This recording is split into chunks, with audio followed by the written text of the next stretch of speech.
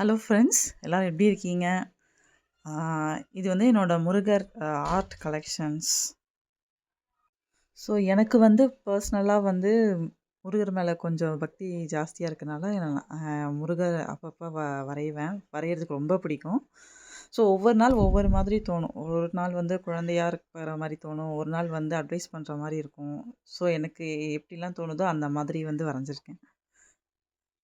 So உங்களுக்கு இது வந்து பார்க்க பிடிச்சிருந்ததுன்னா சப்போர்ட் பண்ணி, ஷேர் பண்ணி, சப்ஸ்கிரைப் பண்ணுங்கள், லைக் பண்ணுங்கள். தேங்க்யூ.